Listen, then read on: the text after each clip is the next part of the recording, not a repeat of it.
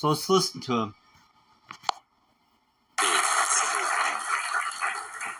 Thank you, Douglas, for laying a foundation that I'll just pick up on. Actually, I'll talk about something a little bit different than I was planning to, because I think that there's something deep to Douglas's observation in a discussion about meritocracy, to talk about the relationship between merit or the loss of merit and this new acidine, listlessness in American society. He learned a new word. Tell you, actually, when I launched learned a this new word presidential campaign, one of the things that I said was it was time to put the merit back into America.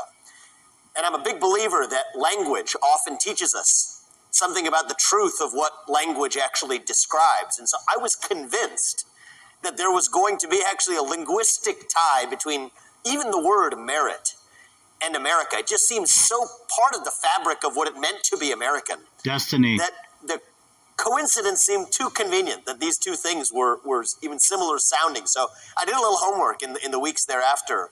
I first got to a disappointing conclusion. Actually, in the first instance, they didn't have the same linguistic origin.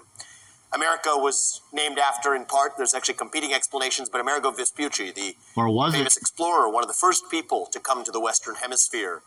And Amerigo Vespucci was named in turn after his grandfather, and that name derived actually from his grandfather.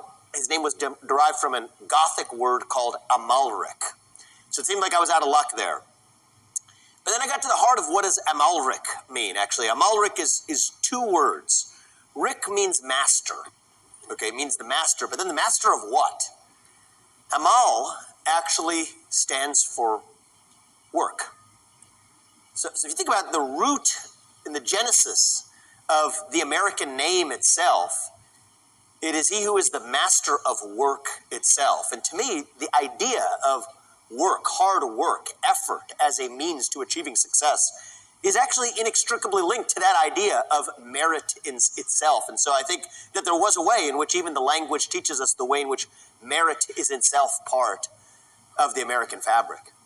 I think that I'll rise to hopefully address the challenge that Douglas laid out for our movement at the end of his remarks, which is that we have spent enough time in our movement, myself included, even Douglas too, if I'm to call. Is that not deep and profound? Meritocracy with the epidemiology of work. Exactly, that's what America is. You put the time and effort in, commit yourself, you can be successful in America. Unlike any other place. So destiny seems to play a role here, even if accidental. All right. Good morning, good night, depending right in the world, what time it is. Both of us out on pointing out the endless hypocrisies of the other side, in identifying the way in which the weight of the left's own hypocrisies crumble under the weight of its nonsense.